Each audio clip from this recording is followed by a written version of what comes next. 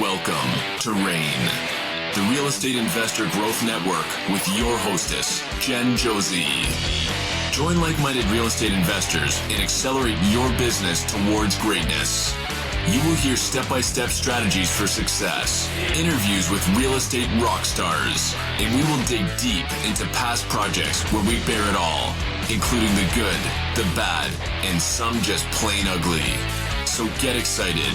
Here's the bestower of badassery herself, the real Jen Josie. Listener discretion is advised. Hi, and welcome back. I'm Jen Josie, creator of RAIN, the Real Estate Investor Growth Network. Whoop, whoop. On today's episode, we have a guest that will be sharing one of their past projects. We will let you decide if it was good or bad or just plain ugly. But before we begin, here's today's badassery bestowment, my little badass gift to you. Today's topic is to stage or not to stage. With the way the market is right now, my answer is 100% yes. You need to stage any property prior to listing. With higher interest rates and rising inventory, you need your listing to stand out from the others. Staging takes away any guessing for future homeowners on possible placement of furniture. Most importantly, staging evokes emotion. When that buyer becomes emotionally attached to your completed rehab, that will drive up the offer prices. Even though staging can be expensive, it's not as expensive as the extended days on market you may face in this changing economy. So, find a great staging company and get that property sold. Now, on to today's episode of the Real Estate Investor Growth Network podcast. We have with us RAIN member, Julie Maynor. I'm so excited to have her on here. Welcome to the show, Julie. Thank you, Jen, for having me. Yay! I love how we met. And so I want to just get that out of the way first. So we were standing in Jamaica, by the way. So this crazy story to begin with, but we were standing in line to get on a boat in Jamaica, and you approached me and you said, I said, I listened to your podcast and I'm kind of your stalker. By the way, my name is Julie. It was nice to meet you. And I was like, I'm sorry, what? Who are you? So you attended a conference in Columbia, South Carolina that I spoke at, and then you started listening to the podcast, and whoa, full circle, here you are on the podcast. How crazy. Do you feel awesome or what? I feel amazing. Small world. It's all about your network, right? Network is your net worth. That is huge. So I want to take 2 seconds before we get into you as well to talk about RAIN, because I said you are a RAIN member. And folks out there listening, I run a mastermind called Real Estate Investor Growth Network. And I already had the LLC, which is why it kind of evolved into this podcast, which is the Real Estate Investor Growth Network podcast. So Julie and I became fast friends. We shared COVID together. Right. When we got back from Jamaica, I'm like, I'm not feeling well. She's like, you better get checked because I just tested positive. I'm like, oh, shit. So yes, we came back with COVID together. But she also became a RAIN member soon after and was part of my network, our network now. And so, Julie, enough about me. Let's hear about you. How did you get involved with real estate? So I guess in 2017, I was like, okay, I need to figure something else out, like a plan B, because I'm a full-time nurse and I'm doing contract work with that. And it's not what I wanted to do for the rest of my career or life or whatever. And I was always interested in real estate. Actually, my brother was trying to talk me into going with him and getting my license, and, we kind of team up, and he kind of ditched the plan, but I kept pursuing it. So in 2018, I put myself on a 5-year plan. I was like, okay, I'm going to do something. And so I enrolled into a real estate class to get my license, and actually failed. Wah, wah.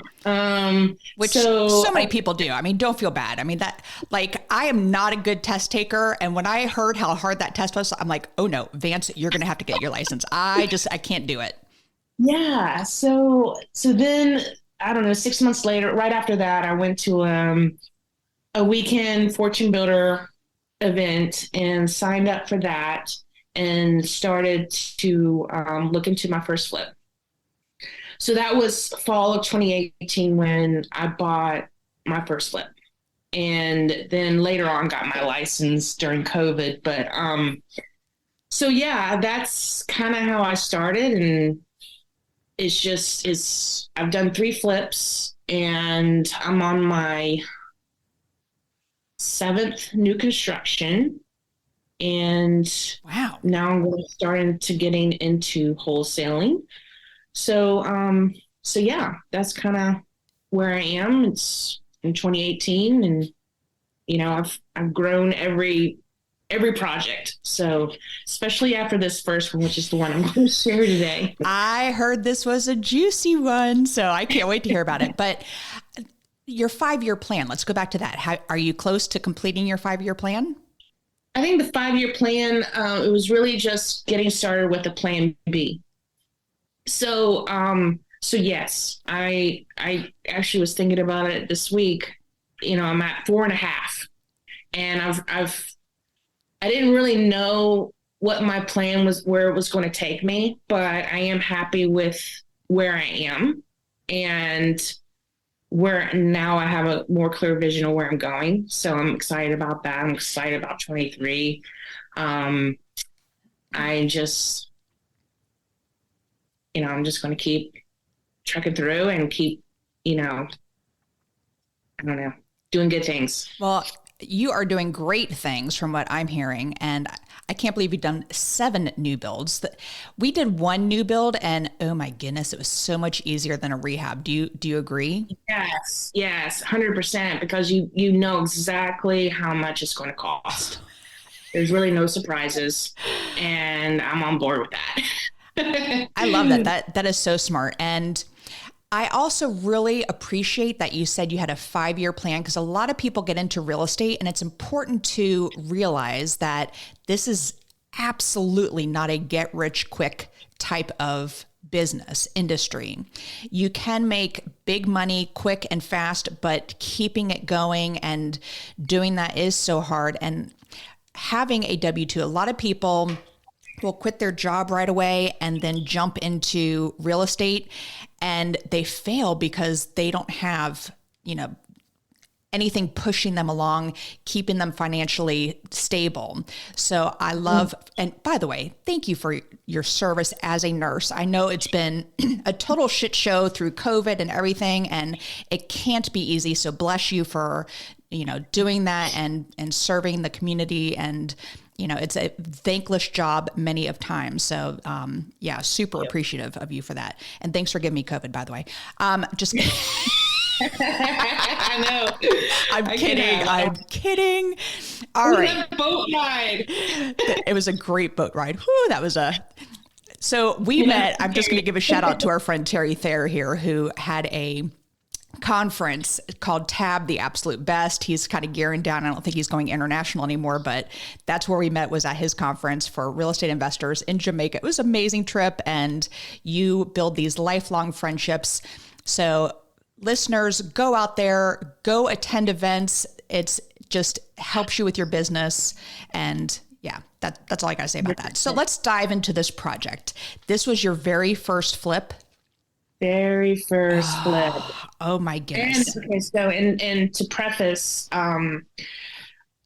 while I was doing this, I was also traveling as a nurse. So I was flying to St. Louis every week, and I would come home every weekend. So ironically, at the weekend fortune builder weekend, I met a guy who was also interested. So it's like, okay, well, maybe I need a project manager, somebody that's going to be here to kind of help me manage this project. So we kind of teamed up. And then he had met a GC. Let me put that in quotes. he wasn't really a GC.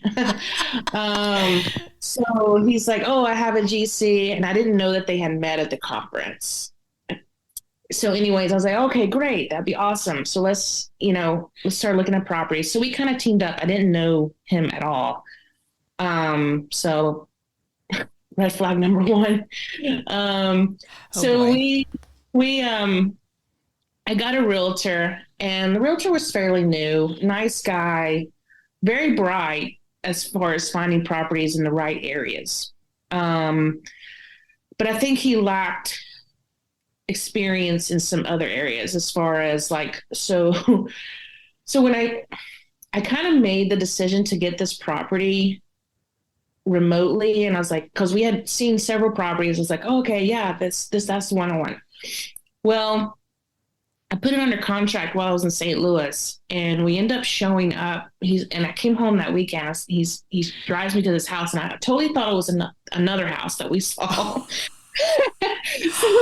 so I'm like, okay, that's fine, whatever. So I'm like, okay, it's a different house than I thought, but let's roll with it. And so it was a 3-1 brick ranch. It ended up being super cute. I love a brick ranch. I feel like they're sturdy, like you got some good bones there. Same. And it was in a nice area, close to town. What area? So it was called Country Club Heights. Okay. And just right outside in Charlotte, but close to town. So anyways, see the project. I'm like, okay, we'll roll with it. It was a 3-bedroom, 1 bath. Got it from MLS, purchased it around 205. And once I got the financing, which I used Longhorn Investments, which I really liked them. They were a hard money lender. What is that, Longhorn? Longhorn. Okay. They're out of Texas, I believe. Got them on board. And we estimated the ARV to be around 300. They estimated to be around 315. So that worked better for us. We were converting this 3-1 to a 2-2.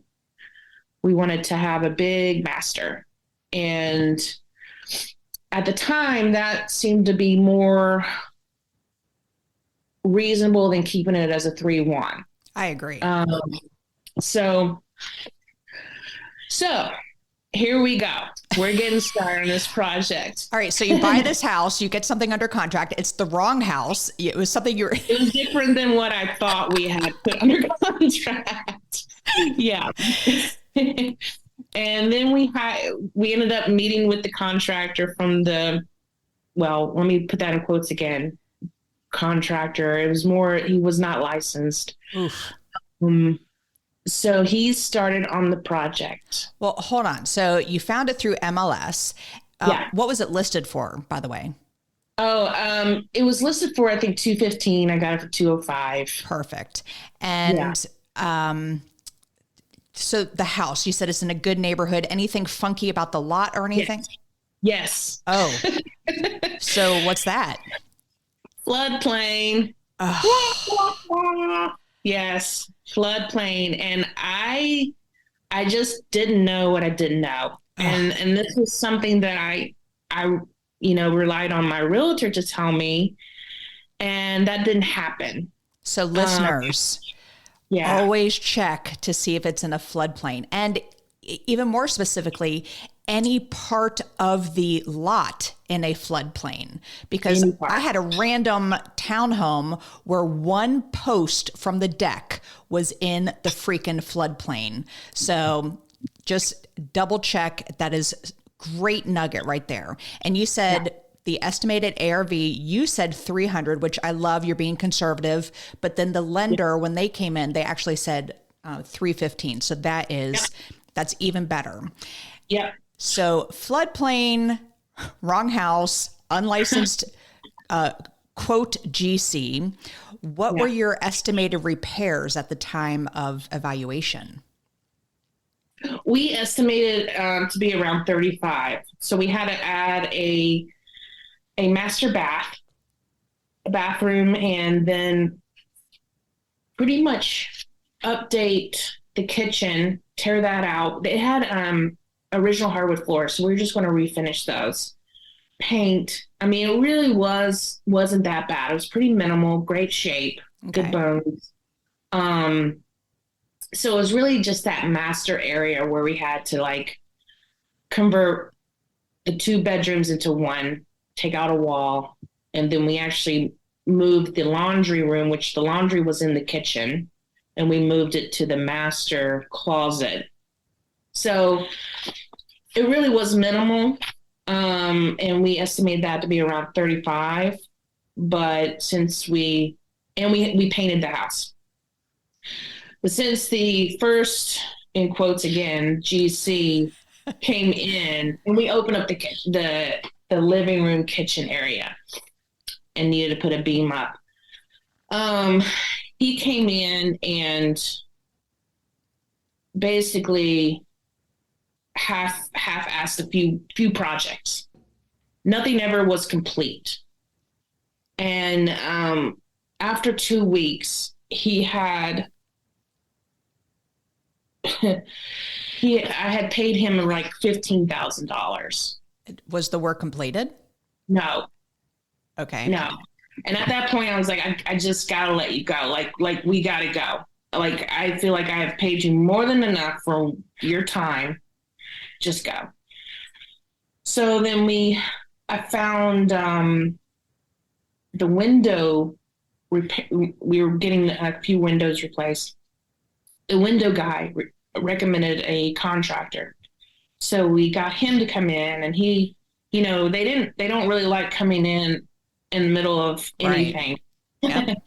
So I had to talk him into kind of hanging with us. And so, he hung in there and finished the project for us. And I ended up working with him on a few other projects after. So the total project cost about $60K. Whew, and you gave 15 to that guy and he like just screwed up stuff. So this other person had to come in and just fix what that person did. Yeah. Oof. Okay. So let me go back to the money here for a second. So you said this Longhorn, what were they called? Longhorn Investments? Yeah. Mm-hmm. What did they fund? Was it the purchase price and rehab, or what was I still had to come out of pocket with some of my rehab. They did the purchase, and I think I had about $30K. Okay. For rehab. So the rest had to come out of my pocket. So this started quickly becoming an expensive project. Yes. Oh, got it. So by the way, what was your estimated time for repairs? 4 months. Okay. And so the guy was in there 2 weeks, you got rid of him, and then this other guy came in. So how long did it end up taking? It took 6 months. Okay. Well, that's not horrible. Yeah, 6 to 7 months. And so, so I had a 6 month time frame with Longhorn. Okay. So that was another thing. Like, I'll always do 12 months. Right. I just didn't know any better. So to extend to 9 every 3 months after your initial 6 months was another point. And listeners, a point is 1% of what you borrow from them. So you're borrowing the 205 plus 30, so 235 total. And so that would be $2,350 each time you have to extend. Yes. Okay. Plus your monthly payments. Yes. So always do 12 months. If they don't have a prepaid penalty, early payoff penalty, then just do 12 months. Yep, smart. I just didn't know any better. And I was already paying 12% and 4 points to even get the. Because I just needed to start somewhere. So yeah, it's just it was a fortune. It was a fortune. Wow. So yeah. So you get the project done. Yeah. It turned out beautiful. Okay. Turned out beautiful. Excellent. And it's a great neighborhood, so that's good. Yep. And you go to list it. What do you end up listing it for? We started listing it at $325. Okay. And by the way, were there any other surprises once this new guy came in? No, Okay. no, he was excellent. Very He good. was a GC. With a license. Yeah, with a license and insurance. That's always special. That's important. So you get it listed for 325, which is 10 over what the lender, but it's also a little bit later. So maybe it's gone up a little bit more. Yeah. And how did listing go? Did you stage it? Yes, we Okay. did stage it. Good. And it was super cute. So it ended up being on the market for 3 months. We had a lot of showings, a Okay. lot. The big red flag was the floodplain. Gotcha. The insurance was a fortune. And like I said, I just didn't know any better. And, I was paying insurance for it. And I was like, I knew it was expensive, but I just didn't know. I didn't know it was going to be a thing. I didn't know. So What is the insurance for like a homeowner? this was, like, it was over $3,000 For the year? Yeah. Okay. All right. Well, that's not too bad. And listeners, something that you can do to remedy this, which we have done in the past, is offer a year's worth of, the rate for the insurance and take that off the asking price. So just, if they're negotiating and they're having a hard time with it, then I would take that $3,000 off the asking price and just go for it. And then that's going to make them, it ease it a little bit better. All right. So it's on the market for 3 months and you finally get an offer. Drop. So how soon did you drop? Within a couple weeks, because so while I was selling this, I had already bought another property. Right. To flip. Mm-hmm. And I was already 2 months into that one. So for me, I was strapped with interest payments. I was paying this one. I was paying the other one. Plus I was paying my own bills. In interest and mortgages, I was paying like $7,500 a month. Wow. And I just needed to get out. Right. I also at that time did not know about cash out refi. This would have been an excellent property to do that if I had known. But, you live and learn. So explain that to the audience, why that would have been a good option. Because right now, the way the market is, this was back in 2018, you said? Yeah, it ended up being 2019 when I was ready to sell. Okay. I bought it now. So another exit strategy, if you have a property that is not selling right away, is to do a cash out refi and then do what with it, Julie? I was in the midst of setting it up for a short-term rental. Nice. It was excellent because it's an excellent location. And it was already renovated. Like it would have been a no-brainer. And while I was adding furniture to the home, I got a offer from another investor in New York, and I just took it. And so I ended up selling it for $265. Ooh, okay. Yeah. And at the time, that was probably the best decision for me because I was hemorrhaging money. Yep. And being single and being my only income, it was super stressful. So I just took it and ended up selling furniture that I'd already bought for the Airbnb. Kind of at the same time. It was a mess, but yeah. So I actually was negative $45,000 on that project. Ooh. But let me ask this though. Okay. Did this make you run away from real estate? It did not. I could have easily, right? Absolutely. I could have easily done that. And this money was money that my brother had lent me for my new adventure. He was living, I think he was living with me at the time. And so he had just sold his property and he's like, okay, you can borrow this. It's like, wow, okay. Because, you always want to leverage other people's money. Always. But you don't want to lose it, right? So it's like, okay, I have a decision to make. I was like, it's going to take me forever to pay him back with my W-2 job. I was like, I just have to figure out how to pay him back. And, I really enjoyed it. I mean, even though everything went wrong, there were so many red flags, I loved it at the same time. So, the next project was an excellent project and I was able to recoup his money, paid him back. So now I'm like breaking even here and the rest is history, kind of.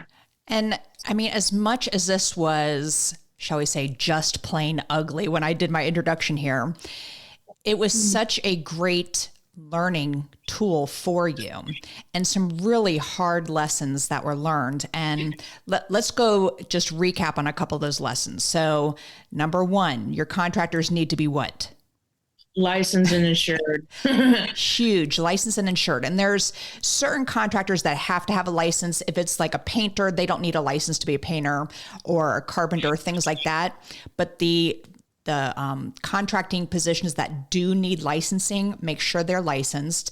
And to tack onto that, not just using somebody else's license either, because that is rampant out there with a lot of these contractors. So what else?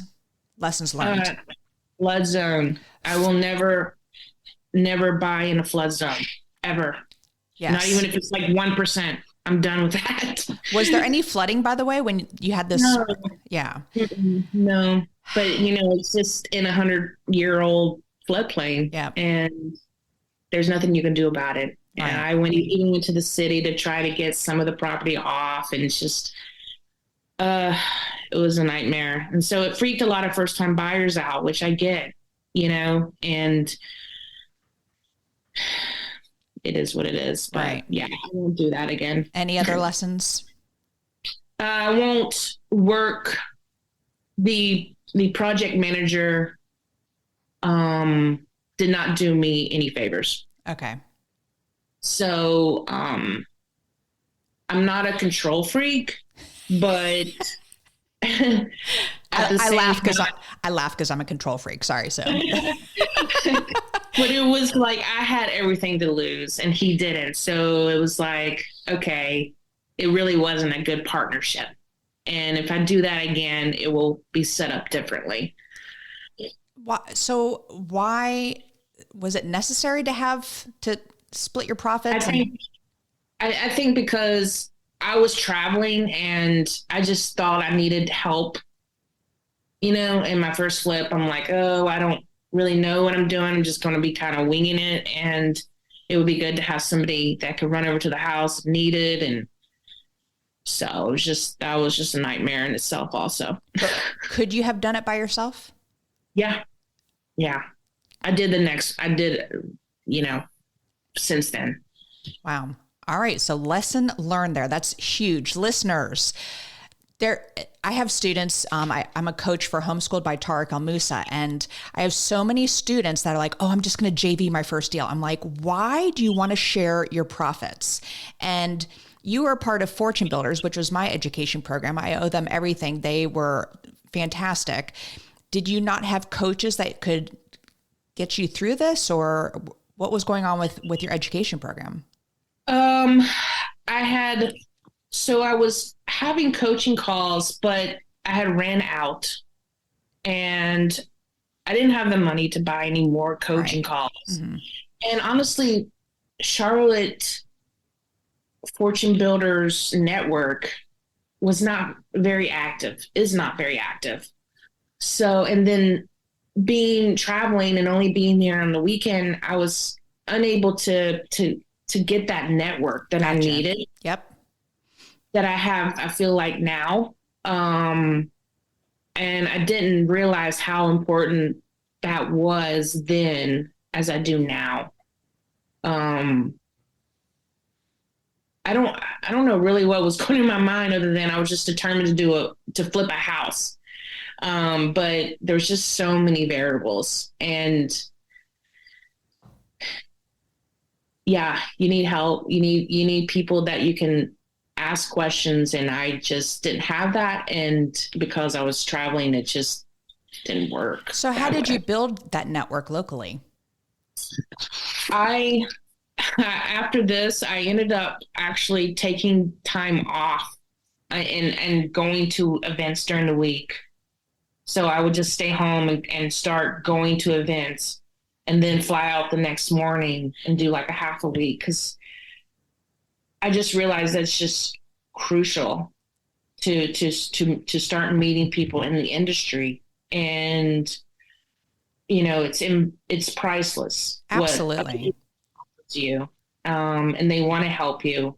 And like I said, the cash out refi, I hadn't never heard that term until I started networking. And so yeah, and then since COVID, I've been home working, and I try to do masterminds and go to monthly events. I'm just determined to do that. And I love how you put so much importance to it, because I also think it's just so important to make sure that you have your local people that are going to help you. I can remember, just real quick story. My first property I was flipping, the inspector said, "Oh, that's possible asbestos around one of the pipes in the basement." And so what I do as a regular consumer, I went on the Google and said, "How do I test for asbestos?" And it was $350 for them to come over and test it. So before I, set up an appointment, I just reached out to a couple of people that I had met at a local REIA event, which is REIA, stands for Real Estate Investment Association. They're all over the country. Check them out. I just reached out to a few of them and I said, "Does this sound right? $350? And they said, "No, Jen. All you do is cut off a square of it, a square inch, put in a Ziploc bag and drive it to the lab. And it costs $35 for them to test it for asbestos." So right there, it was 90% savings to invest in myself to be part of these local organizations. So I'm so glad you said that. Julie, I am so proud of you for not quitting and continuing, and also because you had your brother's money at stake here and how important it was for you to pay him back and to keep going. And now you're at 4.5 years of your 5-year plan and you see the light at the end of the tunnel, right? 100%. 100%. Yeah. I mean, this year I'm teetering 6 figures, as my part-time gig. And so that's the whole thing. Like, I don't want it to be part-time anymore. I want to convert this over to full-time. And so that's my biggest, I was told not to say goal. That's my plan. Perfect. So that's what I'm working on. Well, I am so proud of you for sticking with it. And listeners, so many lessons learned from here, from this first flip that Julie had. And, make sure you are taking notes. So Julie, thank you for that. The second half of the podcast is what makes you a badass, which clearly you are. And I use the acronym BADASS. And the first letter is B for book. What's a book that's made a huge difference in your life? This is awful. I have not been a big reader. I'm trying to be. I'm trying to do this instead of TikTok at night. That's so addictive. I know. So I'm just getting into books, to be honest. I listen to podcasts. I love Bigger Pockets. Oh, yeah. And I love Pace Morby. Love him. I love Pace Morby. Pace Morby, if you're listening, I want you on my podcast. Okay.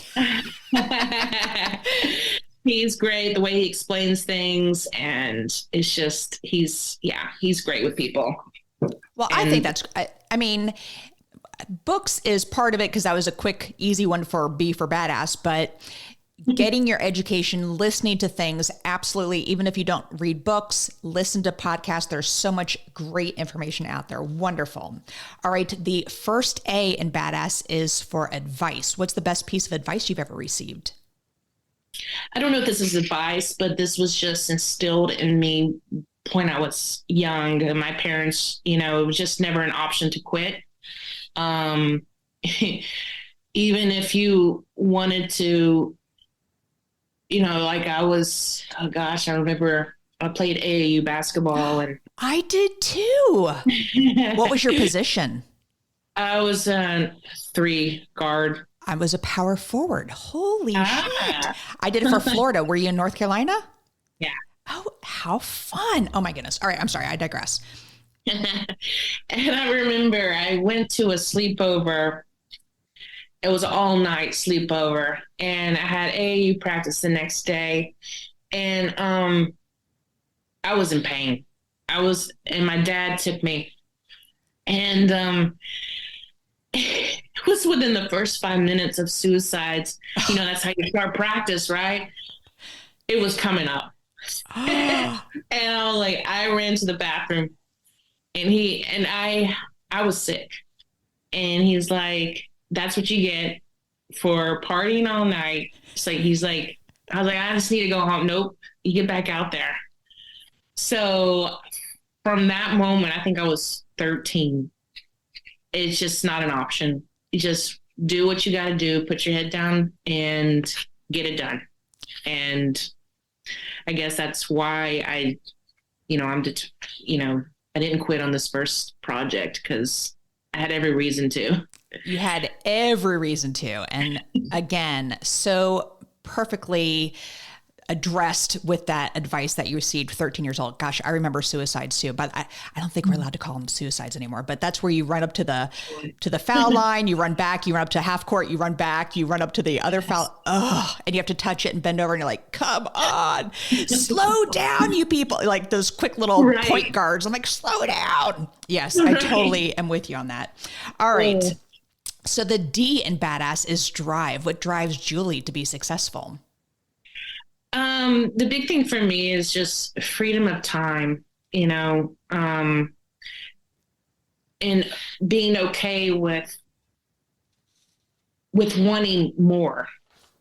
Sometimes I feel guilty because I don't have a family of kids. And so it's like, I don't have a legacy to leave, but it's okay for me to want more and to be able to help more people, with what I get. So yeah, I love that. It's okay to want it for yourself. I think that is fantastic because I don't have kids either. And when people talk about the legacy and what's your why, I'm like, here we go again. My kids. And it's okay. You can do this for you. And I'm, again, so proud of you. Excellent. Excellent. All right. The second A in badass is aspiration. I'm a big goal setter. So what's a goal you are currently working on? To be a multi-millionaire. Boom. Yes. In 23, I want to get my GC license and, start wholesaling more, or actually just start because I haven't done that yet. And, continue to learn more about creative financing because that is huge. Going to be critical. Yeah. Huge right now. Yes. And that's another reason to keep listening to Pace Morby. He is so great at creative financing. Yeah, absolutely. Very good. All right. The first S in badass is systems. What systems do you have in place to help you achieve success? The one thing I did this year was hire a mentor. Nice. And that's a big investment in myself. And I was thinking about it. It's like, why you need a mentor for somebody that you look up to and is where you want to be or where and so I hired Terry Thayer and he has all these systems in place and, he gives them to us. So now it's on me to act, to show action. So now I have no excuses. Right. It's super valuable, but you only get what you put into it. Absolutely. And so what I'm working on and, So yeah, I think mentors are priceless. And, 1,000%. And yes, and and you, I yeah, know Terry Thayer very well. He's a good friend of mine. And a lot of people get that sticker shock. They look at, oh my gosh, I got to spend that much money. But a year from now, if you're in the same place, like, isn't it yeah, worth that investment? yeah, So well said. And, you said he gives you all the tools and all you have to do is take that massive action. yeah, Fantastic. And with any education program, I mean, you do have to find the person that you mesh with. I mean, there's a shit ton of gurus out there that are like, get rich quick and all this stuff. And that it's just not true. And so finding one that you mesh with is also super important. But Terry's a great guy. So glad you are in good hands with him. All right. The final S in badass is success. What does success mean to you? like I said before, success means freedom. Freedom to be able to do what I want when I want and not have to worry about how much it costs. Um, and I look forward to that day. So that would be success for me, and I'm excited about it. Well, you are 6 months away from that 5 year, we don't say goal, but plan. And Yes. I see you hitting it and surpassing it. So Julie, so proud of you. Thank you so much for being on the show. How can the listeners find you if they have any extra questions that they want to reach out and ask you? I am on Facebook, just Julie Maynor, and then on Instagram at All Above Homes. I would be happy to talk to anybody, answer any questions. Please learn from my mistakes. That's how we grow. And just happy to be there for anybody that needs it. Well, I can't wait to see your growth. And thank you again, Julie. That is all. Thank you for listening, and we will catch you on the next episode. Now go out there and share your badassery. And don't forget, make it a great day. Take care. Bye-bye. Whoop, whoop. Thank you for listening to RAIN, the Real Estate Investor Growth Network.